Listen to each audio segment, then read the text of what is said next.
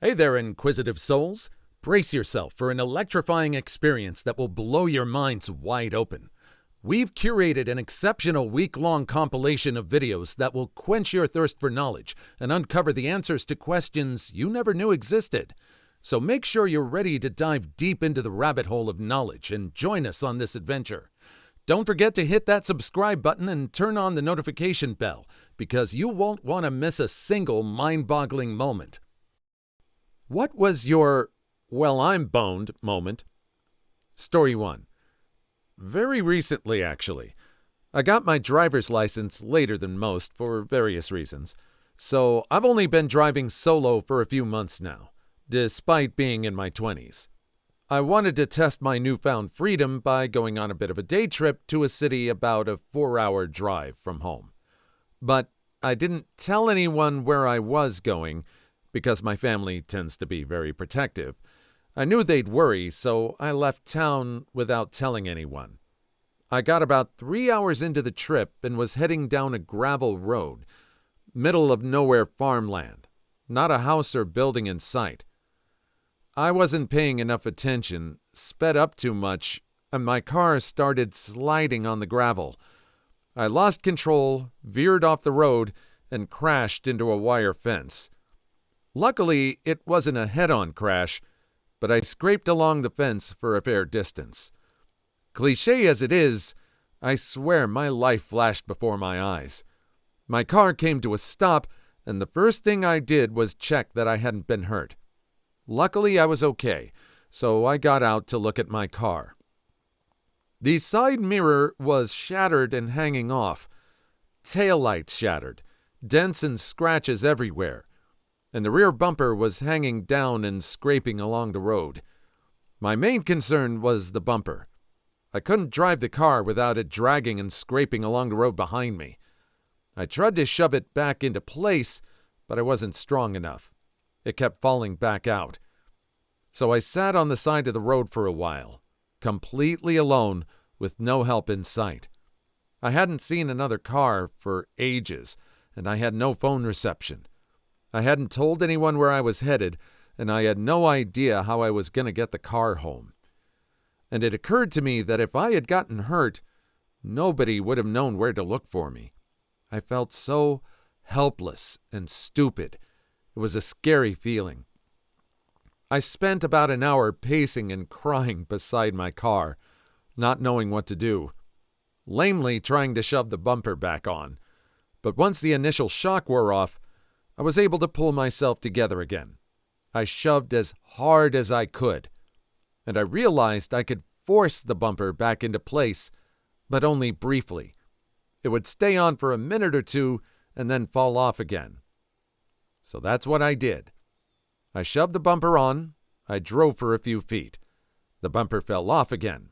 I pulled over and shoved the bumper on again. I drove for a few feet. The bumper fell off again. I pulled over and shoved the bumper on again. I drove for a few feet, and I did this over and over and over again until I finally made it back into a small rural town I'd passed through earlier. I was honestly prepared to do this for the whole drive back home, but when I was stopped in this town, a man approached me. He looks at me and asks, "What'd you hit, girl?" I told him what happened, and he nodded. Then he called out to another man who was some distance away. Suddenly, I had 4 people around my car checking it over. The guys managed to get the bumper back into place properly for me so it didn't fall back out again. They assured me I should be all right to drive it home now, as long as I take it easy.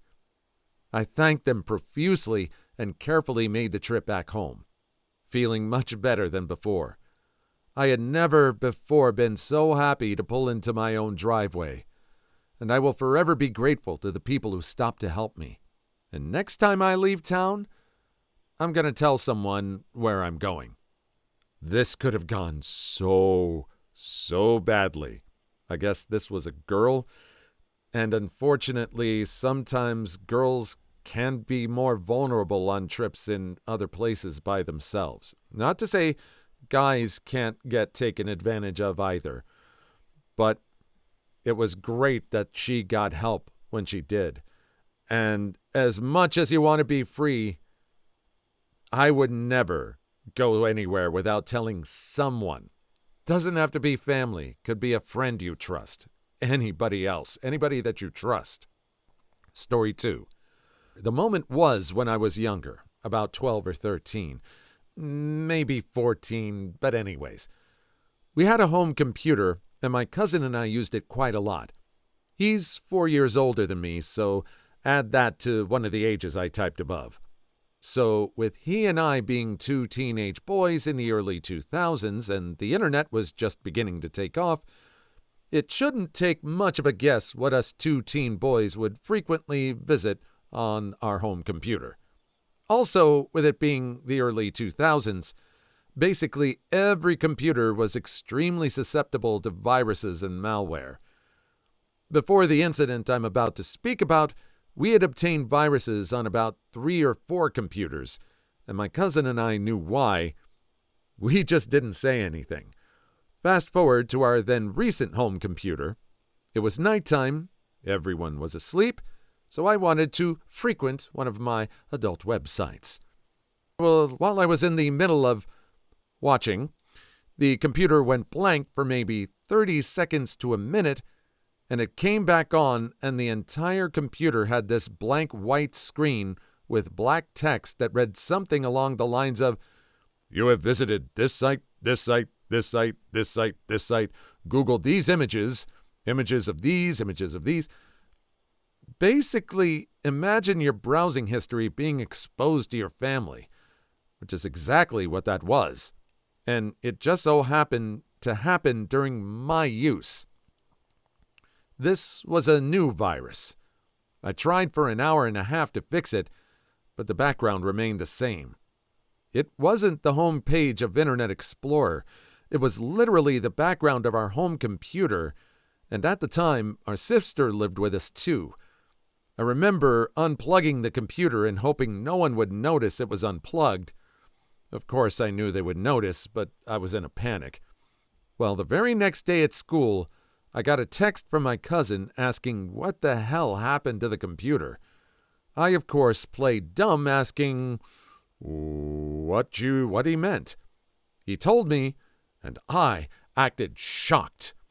He said Mom was going to be home soon, and she was planning on using the computer. It was at that moment when I knew I messed up. Got home, and my mom had my sister and cousin sitting on the couch, and my cousin had this forlorn expression on his face, and I had the same on mine. Mom was livid and disgusted as she found out the hard way what her kids and cousin liked to watch, and it was all my fault. The only good thing I took away was this. At least neither my cousin, myself, nor my sister watched child porn because, trust me when I tell you, the computer exposed everything we watched. Usually, that kind of virus would be accompanied by some sort of ransomware these days. And, quite frankly, they don't have to be honest about it either. They would just come up with some various type of sites that most people might have visited before and then tried to exert some sort of ransom from you. This one was very, very specific and very nefarious. Story 3. In my mid-20s, I bought fireworks in Belgium. I put it in my car and I put a blanket around the black hat cover over it. Now nobody can see it. The trunk was full. I would bring the fireworks to the customers the next day. But first, going out to the city center to have fun.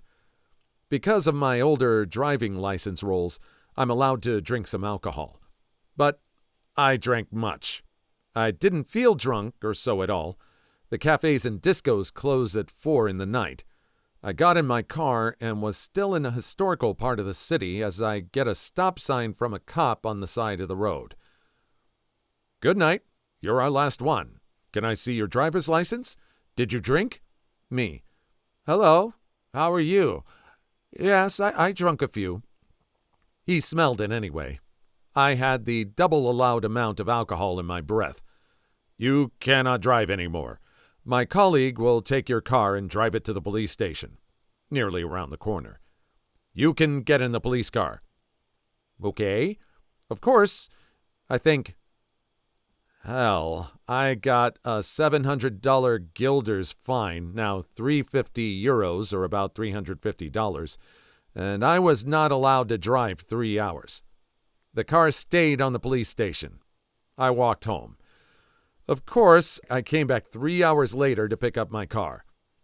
The fine is to be paid later via a letter from the Ministry of Justice. Hello, we took an item out of your car. A baseball stick. Why do you have that in your car? Me. To play baseball. He. We confiscated it. Me, sad. Oh, okay, pity. He said, you can get your car now. Here are the keys and my colleague will open the gate for you. Bye. As soon as I was out of sight, if the police station saw my car, I opened the trunk and I saw that all the illegal fireworks were still there. Amazing that they didn't recognize the gunpowder smell. I had 10 rolls of 100,000 bangers in there and much, much more small but here forbidden fireworks in the car. Oh, that was a roller coaster. It was kind of a bone moment, but he survived it. How the hell did they not notice? Were they thinking that the baseball bat was more important? Were they more focused on that? I think they got a hold of that bat, and that led to some issue that was really important at the time, and they were just so happy to get that they sort of glossed over the rest of the car. That's what I'm thinking. What about you? What do you think about it? What's the stupidest thing anyone can ask in class? Story 1. I went to college for 3D animation and VFX. I can't remember the exact assignment because we did several things involving weaponry, whether it was modeling a sword or gun for usage in games or filming a short scene off campus we would then edit a 3D animated monster into.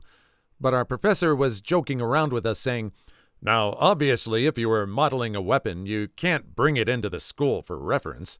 And this one guy seriously asked, why not? This guy was already infamous among my fellow students at the time for, 1, cornering this one girl in our program who had come to study at our school from India in a secluded part of the college library and trying to get her to convert to Christianity for at least half an hour within a couple of months of our first year, and 2, for straight up saying, I don't think Hitler should have died because I'm too nice to want anyone to die, in the middle of class. And if I remember correctly, the conversation beforehand was completely unrelated. Let's just say if we weren't already extremely uncomfortable around him by then, we definitely were when he seriously asked why we weren't allowed to bring weapons to a school. Like, dude, isn't it totally obvious? This took place in Canada, for context, so mass shootings aren't as common here as they are in the States. But it's not like they never happen, and schools here are still pretty damn strict about that stuff. Hell, that's the reason why I mentioned filming off campus earlier. Once, we tried to film a scene where a handful of the class was dressed in medieval armor and wielding swords supplied by a few classmates who LARPed on weekends.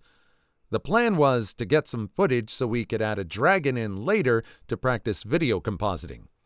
Within 20 minutes, a school official came over to us to tell us we had to get the swords we were using off campus because it was a security hazard and a breach of school policy, even though we were already on the edge of campus in a field that was basically never used, and we had to reschedule our filming for another day. This happened before the guy even asked why we weren't allowed weapons in class, if I remember correctly, which just made it all the stupider. That just really, really sucks. I mean, swords in Canada? That's what sets people off? As someone living in the States, yeah, there's a lot more to worry about. I know it's going to be more work, but why didn't they just probably film with, little bits of wood with dots on them that they could later composite the guns into along with the monster. Maybe it's more work, but maybe then they wouldn't get accosted by school officials. Story 2. I can recall at the very least 3 of these, but there were many more, all of them from junior and senior years of high school. So in junior year of high school, my teacher mentions Beethoven in the middle of a lecture, and a 17-year-old asks, "Who's Beethoven?" We were all about to tear him a new one until the kid in front of him said, "You dummy, how don't you know who Beethoven is?" And then added in the most assertive manner possible, "It's the dog from the movies." Series of facepalms ensues. There was also this girl in senior year during a lecture on agriculture. A teacher said, "Contrary to popular belief, most soy isn't plant for the production of soy milk, but instead it's for feeding of cattle." To which a girl asked, "So that they can make soy milk?" She was 18. This girl was actually known for asking dumb stuff. She also asked something dumb about dolphins that my class had as an inside joke. Sadly, I can't remember it. This was at least 6 years ago. There was also a classmate of mine who kept saying to anyone whom asked her that photophobia is fear of light and pictures. As a girl with astigmatism and photophobia, I explained to her what it was since I didn't want her to spread misinformation.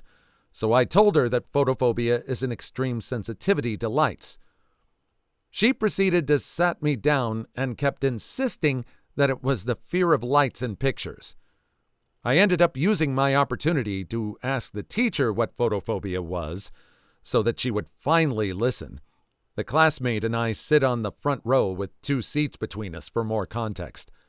After the teacher said what I was saying, I asked him to move a little just for me to be way the biggest douche and tell her, "Told ya!"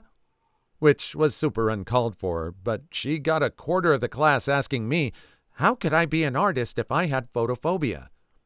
People will ask dumb questions, but some people have to try and correct them because it spills over onto their experience. I'm sure this person would have just left well enough alone if it was just her asking a dumb question. But her asking that dumb question got everyone giving her misinformation and guff. I understand her pain. Story 3. I remember in my first grade class, I asked, "How do you spell D-I-E, die, in reference to the singular version of the word dice? I was asking if it was spelled D-Y-E, as in tie-dye, or D-I-E, as in you expire. Teacher broke her neck in my direction with the most annoyed or offended scowl. Didn't answer my question, but took my clothespin. Our class had a weird behavior rating chart consisting of red, yellow, and green. Everyone starts each day on green. And moved it straight to red. The class just sort of sat there in puzzled and stunned silence, staring between the teacher and I, and no further words were exchanged on the subject that period. Ended up getting written up, and my dad saw the slip, got ticked, but not at me. He stormed straight down to the school the next day and put the fear of God into that teacher. The slip was pretty much rendered to about the same amount of value as a single Cheez-It. Didn't get into trouble, really. Too long didn't read? I got a pink slip for asking how die, as in rolling the die, is supposed to be spelt. Dad becomes Satan and terrified my poor teacher. Edit. Obviously, my dad had asked me why I got a pink slip saying inappropriate, disruptive behavior during class or making offensive comments. He did not just automatically take my side, just to clarify. When I explained to him exactly what I had asked and what she did after, that was what made his blood boil. I agree with this parent. This is the teacher's job. The student is asking a question on how to spell something. It's not appropriate. We're not talking about inappropriate subjects, just a spelling, and it's the teacher's job to teach. Teach! Story 4. When I was 16, had a gynecologist come and give us a talk about uterine cancer, particularly the kind that can be transmitted through unprotected intimacy. Overall, an extremely educational and enriching talk, which she ended by reminding everyone to practice safe intimacy, as well as encouraging male students to get vaccinated against it since, while not sufferers, they can be carriers, and my country only offers the vaccine freely to females. Suddenly, she gets interrupted by this student, mean girl type chewing gum and all, who rudely says, "That's like such dangerous advice." Doctor is patient enough to ask, "How so?" To which she replies, "Well, I mean, the side effects. My parents didn't have me vaccinated because some girl in—" I saw the gyno's soul leave her body before she interrupted the girl. Some girl somewhere. Of course, you don't know where or who, why would you? Who got really sick or perished supposedly because of her shot. Is that what you were going to say? The girl replied, "Yes." And the gynecologist continued, "You know what that is? Fake news. And your parents?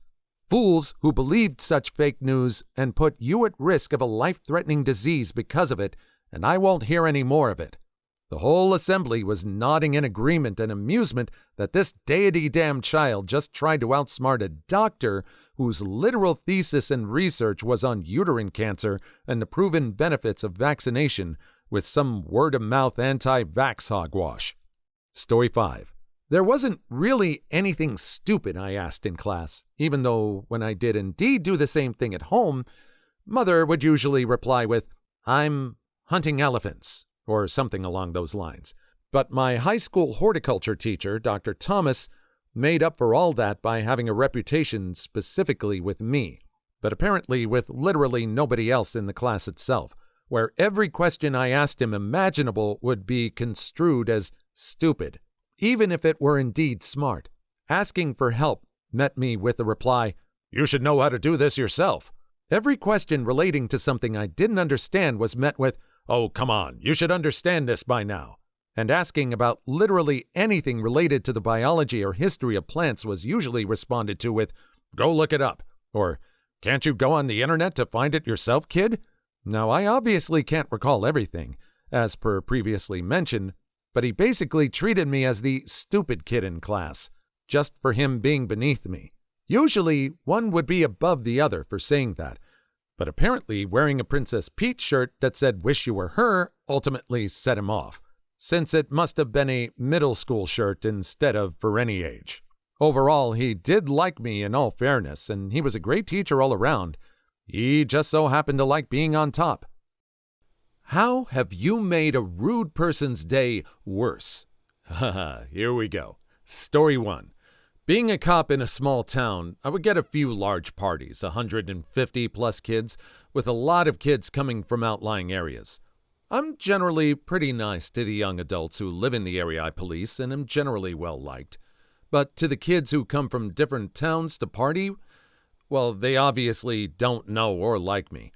Anyhow, this one party, I pull up and start walking around, turning a little bit of a blind eye to the underage drinking. I talk to the homeowner's son, parents away, and just ask him to try and get rid of some people and move the party indoors and close the windows, as there have been too many neighbor complaints. He says he'll do what he can. All nice and cordial. Anyhow, this one punk standing there with a lucky beer in his hand starts mouthing me off and bragging to his buddies. Just average scat like, "Hey pig, eat any donuts yet?"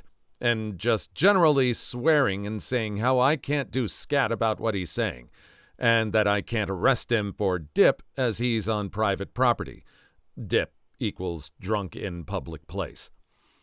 I don't give him any satisfaction or acknowledgement.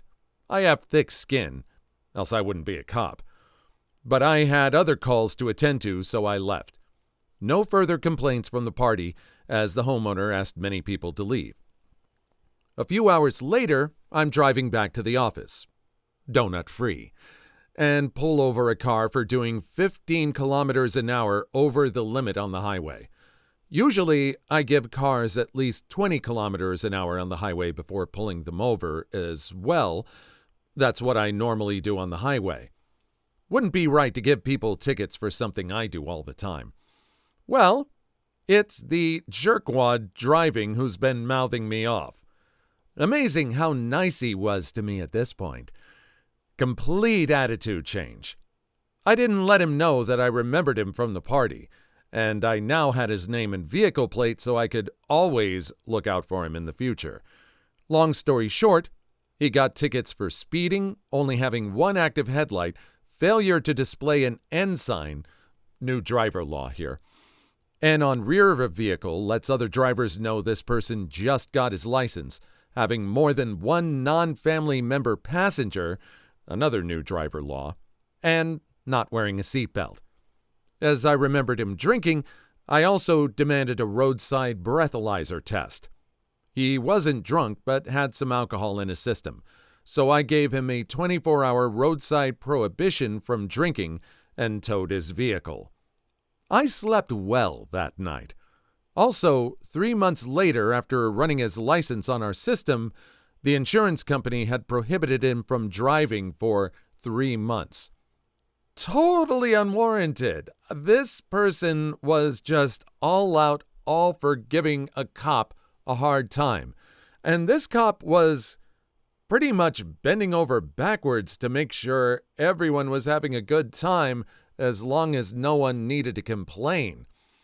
Just very short-sighted on this person's behalf.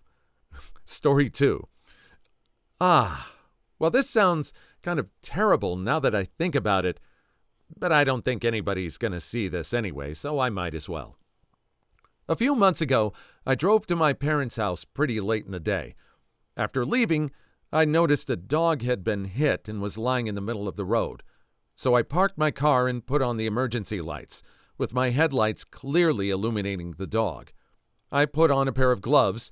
I'm an EMT. I always have a box of gloves in my car. Not only because it's always a good idea to have a pair just in case, but because I often do this with animals that have been hit, out of respect. So I can move it to the side of the road where it wouldn't be hit anymore. When I finally made it up to the dog, it had lifted its head and was breathing normally. Turns out the car had only hit and broken the dog's back legs. The dog was fully responsive and didn't seem to have lost a lot of blood. Thinking this meant that the dog had a chance of living, I went to spread out a couple of plastic bags in the back seat of my car. As I was doing this, I noticed a car speeding down the road. I had rushed to the side of the road, directing the car to move to the opposite side, to avoid hitting the obviously visible dog lying in the road. Instead, though, the driver ran right over the dog, right in front of me. Now, as an EMT, I've seen some pretty intense things, but I'm always just there for the aftermath. I was pretty freaked out to have watched this dog be brutally run over by a speeding car. I just stood there motionless, staring at the dog's remains. However, I noticed that the car pulled into a house only a couple houses down from my parents. Being blinded by a mixture of rage, shock, and disgust, I decided this dog needed a proper burial. It was about 1 a.m. by this point, so I went into my parents' backyard and grabbed a shovel and wheelbarrow. I lifted the dog's body. It was still intact. The car was moving so fast it basically just squeezed out its insides into the wheelbarrow and wheeled to the driver's house, where I started to dig a 3-foot deep hole and lowered the dog's body inside and proceeded to bury it. I placed a large stone on top of the hole and left a note on the driver's door. The note said, "Hey, I'm sure you feel pretty bad about killing that dog last night, so I'm sure you won't mind that I buried it in your front yard. It's what she would have wanted." It was about 3 a.m. when I finally finished everything, and I left home feeling nothing but defeat afterwards. Too long didn't read? Some guy unalived a dog that I was trying to save, so I buried it in the front yard. That's so cruel. This person either was just so self-centered he was going to cause an accident by going past anything that didn't seem to be in his way anyway, or he just didn't care about the dog. at all. It's just kind of cruel to be doing that in front of someone that's obviously trying to help them. It was obviously illuminated. I can just imagine his surprise when he looked at it. I want to know what happened, how he reacted when he saw that in the morning. Story 3. I'm a manager at a grocery store, so I get awesomely rude customers on a daily basis. Every Wednesday is senior discount day. You have to be 55 to 60 to qualify for the discount.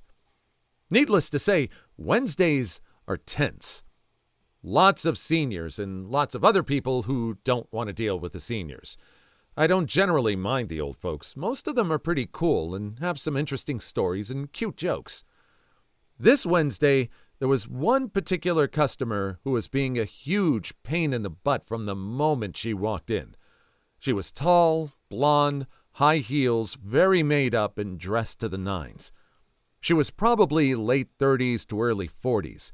She came storming up to customer service. "There are no parking spots. This is ridiculous. I'm going to request that you expand your parking lot since you don't seem to have the initiative to request that yourself." Off to a great start, lady. She comes storming back up about 45 minutes later. "I am in a huge hurry and every line has someone in it. I need to check out here." We had 3 lines open and each one had one single customer. One. I say, "No problem, but I'll get you at a checkout.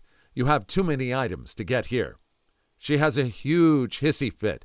"I don't have time for this. Let's go." As I'm checking her out, it is constant whining. "You only have one brand of makeup? That's ridiculous. I only wear MAC, but I was going to settle for Revlon, but you don't even have that. Now I have to make up a whole separate trip. Please don't put my bread on top of my eggs. The eggs could roll over and crush the bread. Please bag my avocados separately. I need to use those for a face mask tonight. They need to be perfect. I have a photo session for work tomorrow. I'm in a magazine." She was unbelievable. Finally, at the end, I had enough. As she's about to pay, I say, "Don't forget, today is senior discount day. You get 5% off." She just stared at me. "What?" I smiled broadly. "Every Wednesday, senior citizens get 5% off their bill. I'll go ahead and take that off. You are 55 to 60, right?" She is staring at me, debit card in hand, cheeks getting red. I lose my smile slowly and say, "Oh, you don't qualify? Sorry about that. Maybe next year. Thanks for your honesty." I haven't seen her in the store since. Oh, that would be just the way to punish with kindness. Oh, man, and just the intimation. I wonder how many people turned to notice this person. Well, was this person drawing attention from the crowd, and this person had enough of an audience to deliver that line?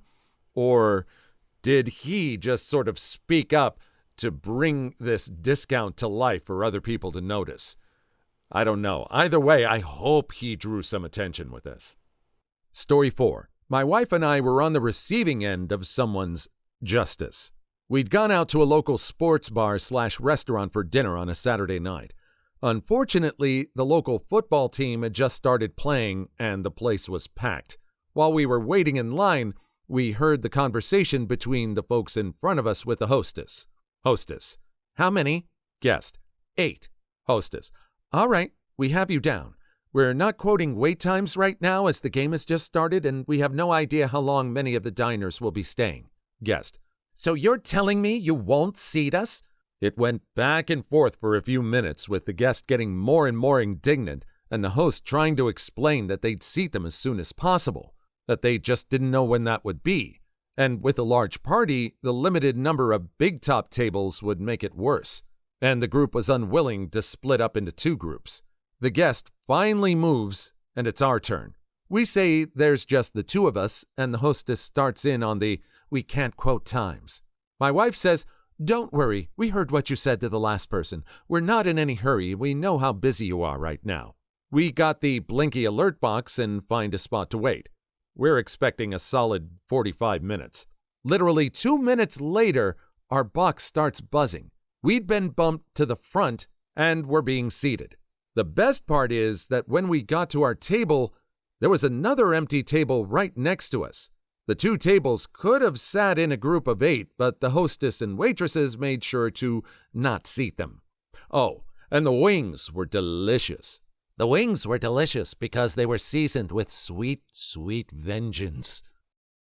What happened that time you suffered from secondhand embarrassment on behalf of someone who wasn't even embarrassed? Story 1. I guess you could call him my step-grandpa. My mom's weird husband brought his dad. Part of it is autism, part of it is he's an old man who's never been challenged on his hogwash to Olive Garden. First, he just sort of announces his drink order to the hostess while she's doing menus. Easy mistake to make, thinking the hostess is the waitress. Except his drink order is, "I need a tall glass of skim milk." Both the hostess and then later the waitress had to explain to him why they don't just have a gallon of skim milk lying around. This made him so angry, he said it was stupid and that they had the wrong cows. So I'm thinking, well, that was hell on earth. I guess old people forget not all restaurants are Denny's, and autistic people have important habits and routines. At least he has a water now. Nope. As you know, Olive Garden brings many things to the table. Drinks, soups, salads, breads, refills, cheese graters, and then more breads. Our waitress was new, so she had a hard time carrying so many things on one tray. She took a few trips. When she showed up with a big salad bowl and a bunch of salad plates, he was furious that she forgot his soup. When she showed up with the soups and breadsticks, he freaked out that she should have brought 2 baskets, except, oh my goodness, she did bring 2 baskets. I swear to deity at one point when the waitress poured water in his glass, I heard him try to go, "No, I ordered milk." But it was either quiet enough that the waitress didn't hear or stupid enough that she ran away. The worst part of all of that is that the 70-year-old man was allowed to adopt a 10-year-old girl. By the time they were 72 and 12, he had turned her into a total pariah. She had a major mustache that no one talked to her about. She didn't wash, wore the same basketball clothes until they smelled like butt, and she didn't see anything wrong or unusual about her father making the waitress cry real tears. So that was the night I cringed for like 2 hours straight. This is a horrible story. Get that girl some help, and it definitely sounds like this man may be in the early stages of dementia. How did a 70-year-old man get permission in this state to adopt? Was he single at this point?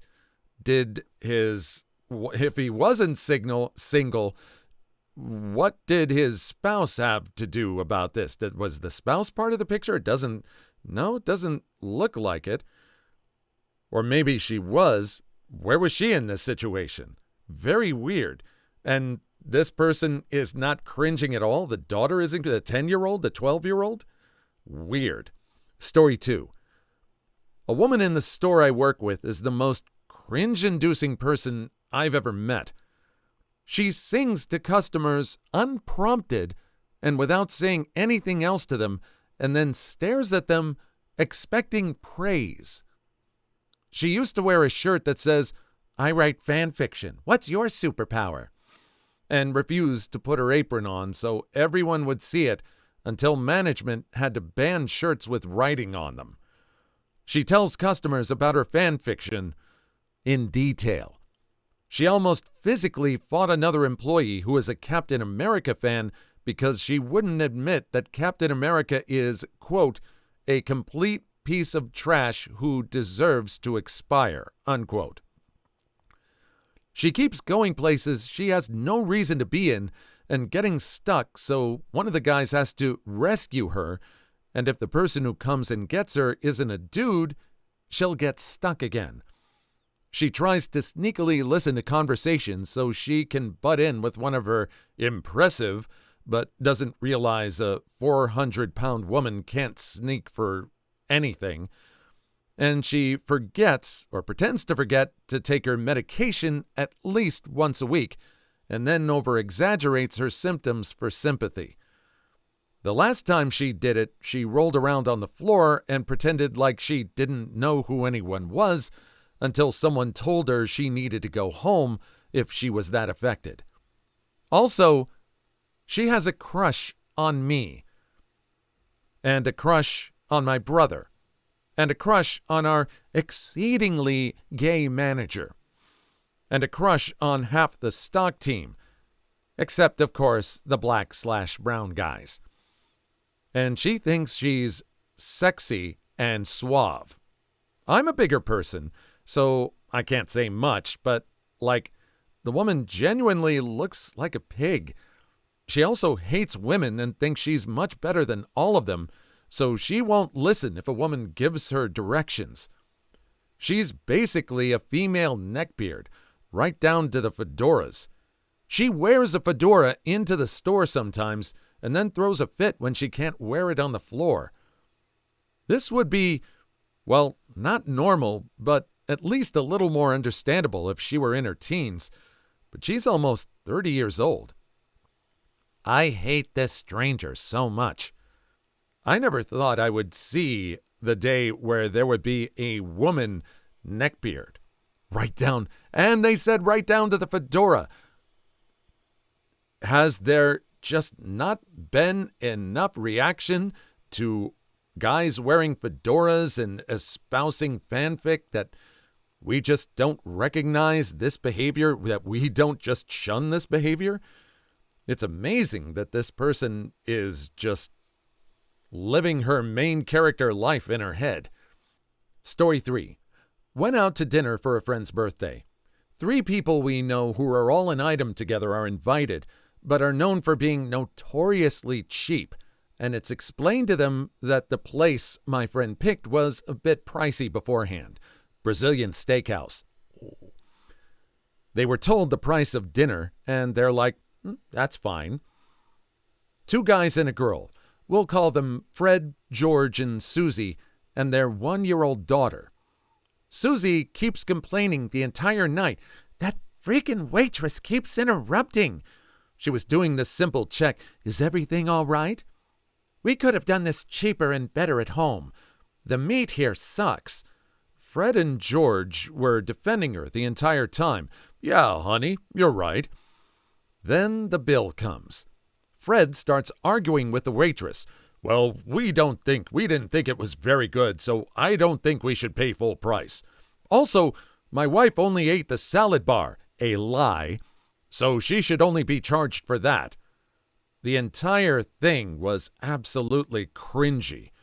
The guy whose birthday it is pretty much mortified and embarrassed at this point because they're arguing for 15 minutes and didn't have a leg to stand on. Finally, the manager comes over and gives Fred and George their meals half off and charges Susie for only the salad bar. They didn't leave a tip either. I doubled my tip and wrote an apology on the receipt. They then kept complaining about it the next 10 minutes while people were saying goodbye. I snapped, calling Susie a pretentious, stuck-up shrew, and walked off. I had to sit next to her the entire time, so after 2 hours, my fuse was gone.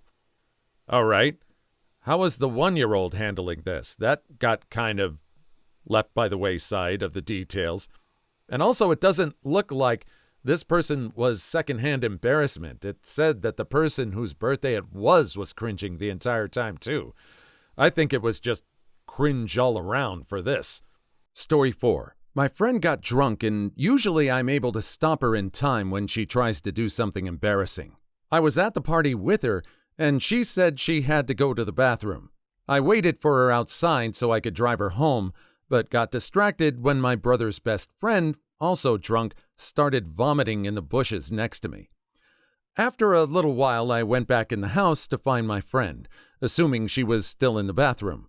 I knocked on the door, I heard her muffled voice through the door and things like, "I've thought about this for a while. We should really give this a try," and other things that were barely intelligible because she was just that drunk. I barged in to stop her from doing whatever the heck it was she was up to, only to find her on the phone. I took the phone from her and looked at the caller ID. It was our professor's name. At 2 a.m., she had drunk dialed our young, attractive, creative writing teacher and told him she was in love with him. She was not. The next day, she had to sit through that class, very hungover, and she didn't even care. She actually thought it was hilarious. Luckily, he was cool and just laughed it off when she apologized later. Too long didn't read? Friend drunk dialed our professor, confessed her undying love for him, and had to sit through his class for an entire semester. Please like and subscribe if you made it this far. I hope you'll enjoy the rest of the video and have a wonderful day. Women who said no to a proposal. What made you say no? And what was the outcome? Story 1. We had been really amazing friends for 5 years. Hooked up in between our separate relationships. Then eventually we were truly together for 2 years. I loved him and told him all the time. He never once told me he loved me back.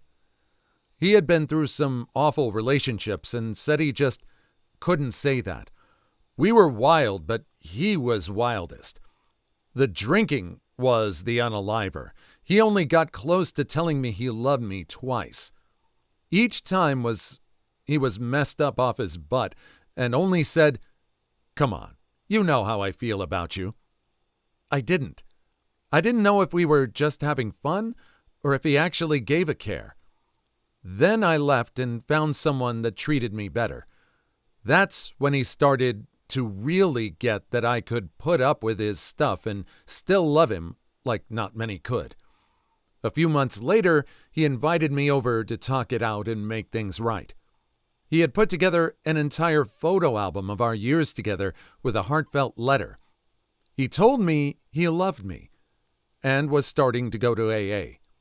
I hugged him and told him how happy I was for him and that I was sad we had come to this. Should have kept my mouth shut. He said it doesn't have to end, then whips out that box. The box you expect to get excited about. But the fear in my heart and the sadness for us. I told him it wasn't a good idea. He needed to get his stuff together. I loved him, but our relationship was pretty messed up when we were together. Almost a year later, I moved across the country. He showed up, drunk at my door out of the blue. Told me stuff was bad. His current girlfriend was stealing from him and shooting up. He couldn't trust her. He wanted to move in with me and make it work. I told him I was so sorry and that he should get away from that and seek professional help. That he's obviously drunk and I can't find a way to make us work, ever, with the drinking. He showed up at my work the next few days drunk and got kicked out. I loved him, but was so mad with him, I told him to go back home and leave me alone. He left. A few days later, I got a text saying he's so sorry, that I was always the one for him. It was great that he was willing to get his life together, and that he was willing to go to AA. It sounds like it didn't take. But it seems like the only reason he was going to AA was for the girl. If you're going to do something, if you're going to start losing weight, or if you're going to go stop drinking, you need to find out how to do that for you. Because really, you're the only constant in your own life. Story 2. I'd been dating this guy for 2 years. When I left him, I was 19. We didn't have a healthy relationship in the slightest. He was horribly, mentally and emotionally abusive. I wasn't allowed to have friends, couldn't work, and other various typical abuse things. Well, about 2 months before I was sad enough to leave him, I discovered he'd been cheating on me for 5 months, and the girl ended up getting pregnant. When I did eventually leave him, I just walked in the house from visiting a friend and just went, "I'm getting a bag of clothes and then I'm gone. We're over. I'm not doing this anymore." and then I left without letting him speak because I knew he'd try and convince me to stay. Well, the next morning, he shows up to my friend's house where I was staying and asks if we can talk. Well, instead of talking, he handed me this journal I'd been keeping and forgot at his house because he wrote some terrible apology about how much he loves me and needs me in his life. The last thing on the page was just, "Will you marry me?" And I literally laughed out loud, gave him the journal back and said, "You're kidding me, right?" and went back inside my friend's house. A month or so later, he tried telling me that we should be on speaking terms in case we're ever in the same place. Which sounds rational, except he hated all of my hobbies and my friends, so there's no instance in which we'd be in the same place. He'd also message me periodically saying he found some random stuff of mine and wanted to know if I wanted him to bring it to me. Oh, no, this person needs to be cut off. He is realizing what life is like without her, and I think he just has to be able to face how he treated her. He needs to figure that out, or someone needs to put him in his place about that. And she is just right for cutting off communication with this person. It's not healthy at all. Story 3. We started dating 2 weeks into college and dated all through college. It was really rocky the last year or so. Because I didn't have any identity outside of dude's girlfriend, I had trouble breaking it off. So I got a second job and rolled in 18 hours and decided I would get a 4.0. This was all done so I wouldn't see him as much. The fighting decreased because I was too busy with all that to sweat the small stuff. Well, we stopped fighting because I didn't give a care anymore. He believed that it was a good sign and popped the question on the way home from his parents' house in Chicago. On the plane. Worst flight ever. It was a good decision because it turned out he already had someone lined up and they were dating within a couple of weeks or so. He got her pregnant, I think 3 months after we broke up. Poor thing. I remember that she used to call me about their relationship problems while she was pregnant with his child, because I knew him better than she did. It always struck me as insane that she was carrying his child, but also knew that she didn't know him well enough to know when he was lying. Who does that? She was beautiful, too, just a wee bit dumb. Got caught up in the DJ mode, I guess. DJ Ho mode? DJ. I can't stop laughing at how accurate this is to some of my friends' girlfriends. It's like they get stuck into this aura of some mediocre at best DJ and can't get out. I guess the black lights at the frat house blinded them. I almost feel bad for them. Almost. So I guess we're talking about a groupie situation here? Is that how this girl got started with this person? Was he a DJ then? Do you think this guy just found a successful way to get girls by just being a DJ, or did he even care about the craft? I've known DJs before, and yeah, you need to be part of the craft. You just can't be in it for the girls. Story 4. Friend of a girl with a great story here. She went on a sympathy date with this guy. She thought he was nice, but had no interest in him. He took her out for dinner, and they had some laughs, but nothing came of it. Fast forward a month, and he calls and says his sister can't go to prom if she doesn't have supervision. So essentially, he said that his mom would let his sister go if he went with her. So obviously, my friend goes because he basically was saying, if you don't come, my sister can't go to prom. Fast forward a week, and he comes over out of the blue to her house. He brought a movie and asked if she wanted to watch it. Now, my friend is really nice, so she says, okay, that's fine. They sit down on the couch. No hand-holding, no cuddling, strictly platonic film watching. All of a sudden, he drops down on his knee and pulls out a ring and says, "Will you marry me?" My friend looked at him and just said, No, what made you think I would say yes? He looks at her completely seriously and says, "Our first date, you laughed at my joke, and I thought we were destined to be together." Yep, a joke. I don't know what joke, sorry. He put the ring away, finished the movie, then left. They never spoke again. She's doing well now, dating a good guy for some years now. Story 5. 2 friends in my old high school clique dated for a couple of months when we were all 14. We still remain friends after high school, but the guy never got over the girl. He was scary obsessed. Before we all went our separate ways for college, the dude came out of nowhere and asked me once if we were both single by 30, if I would agree to marry him. He was 100% serious. I said, no thanks. I wasn't interested in him, and he did it out of desperation and wanting to tick off his ex, because we were once best friends. He eventually dated a whole bunch of unstable and, not to be cruel, very unfortunate-looking women. He had low self-esteem and didn't take care of himself after the breakup.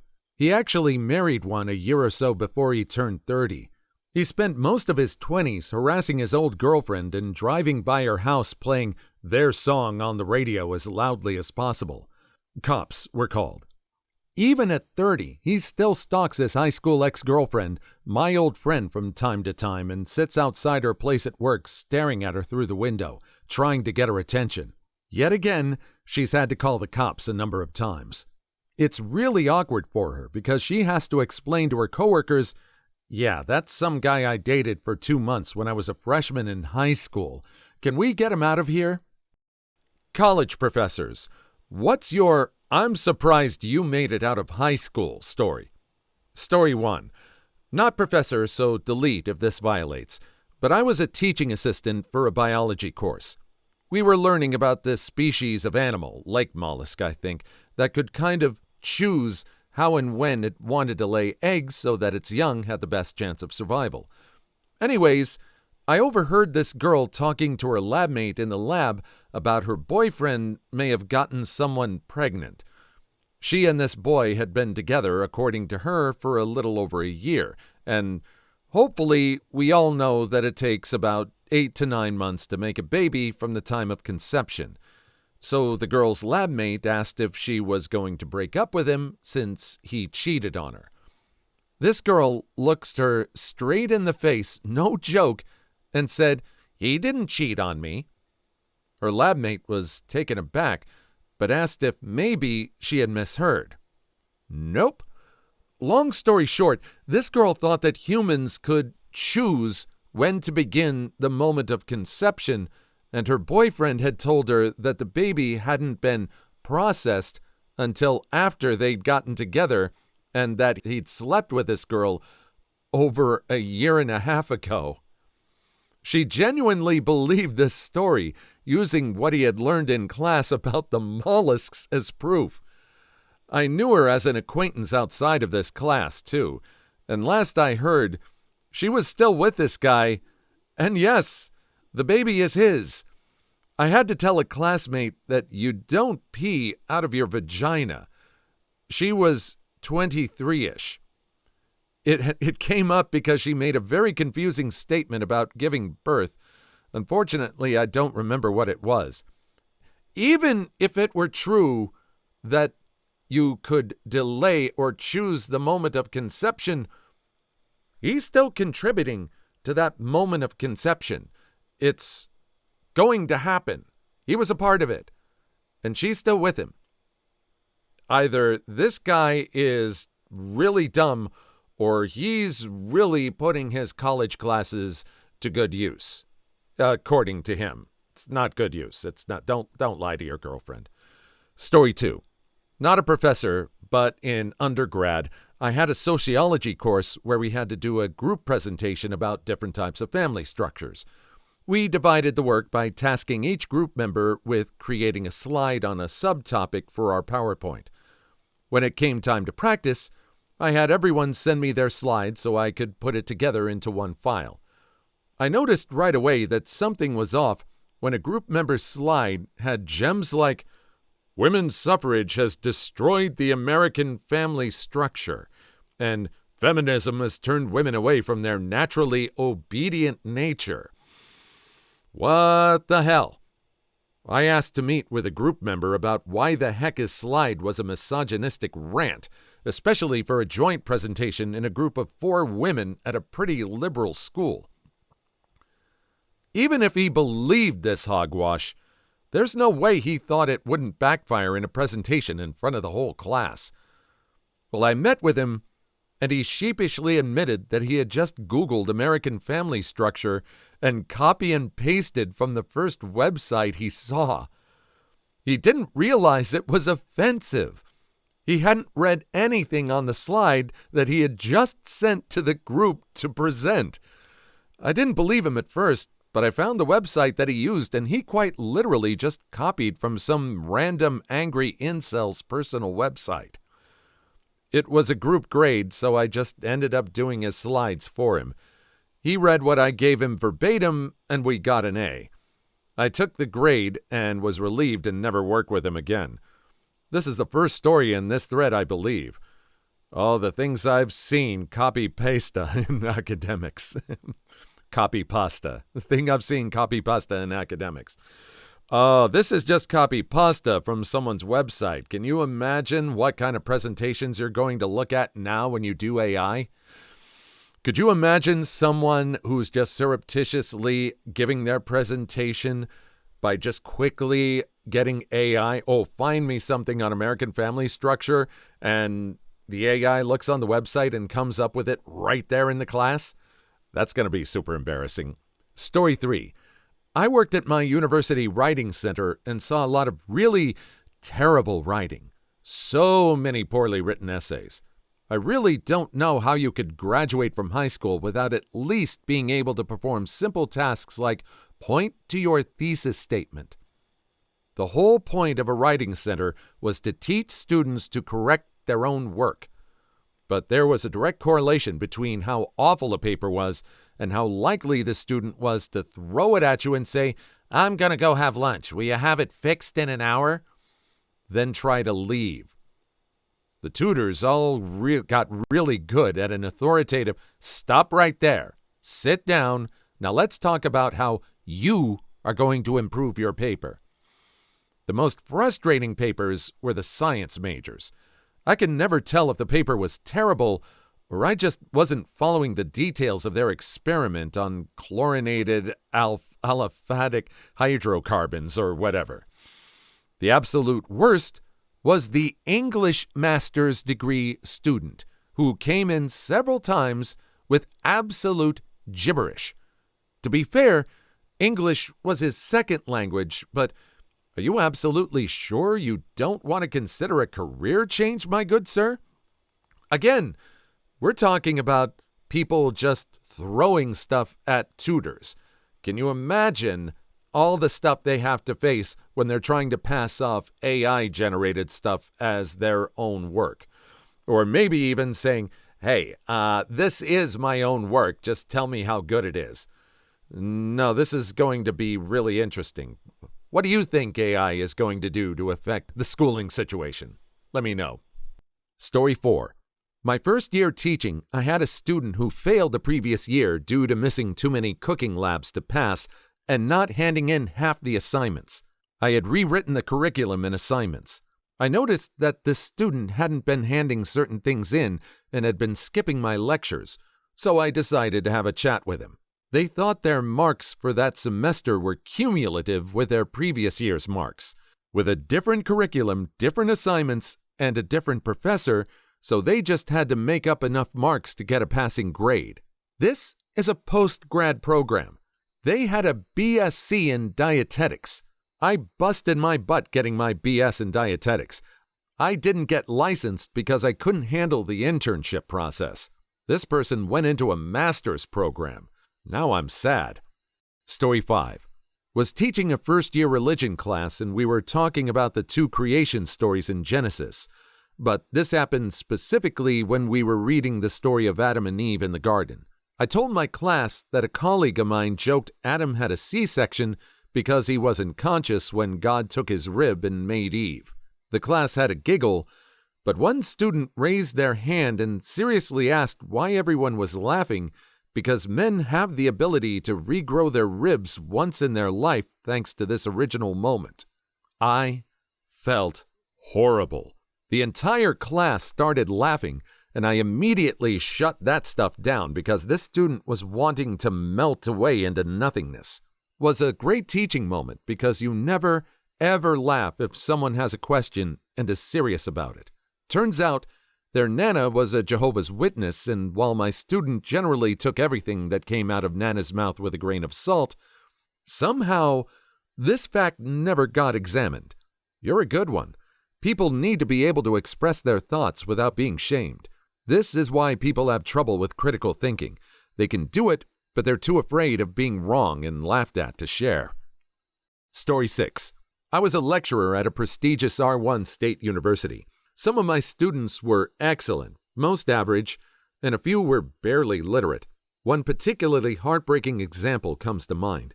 I had a football player in class and he could barely write on the sentence level. I think he had just never been expected to learn how to write since he was an athlete. When he failed his first paper, he came to me and asked how to improve. We agreed that he'd come to my office hours and we would work through the process of writing a research paper together. Y'all, this kid worked so hard. Every week he'd show up and we'd talk about how to write an intro paragraph and how to build evidence in the body of a paper, etc. He wasn't going to get an A in my class or anything, but he was definitely on track for a C-, with a little extra recognition for how hard he worked all semester. When he turned in his final paper, he had significantly improved over his previous paper. I pulled him aside and asked him about his process this time around. With absolutely no guile, he told me that he told his brother what he wanted to say, and his brother wrote it down for him.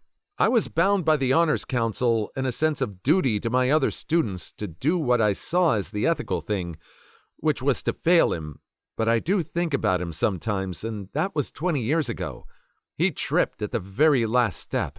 I had similar experiences with athletes at the R1 I was a TA and occasional instructor for. They just kept getting passed along because they were talented athletes, and some could barely write a sentence.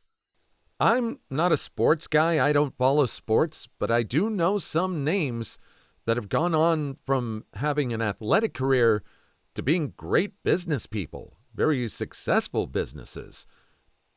It's possible. What do you think? Do you have any experiences in sports and education?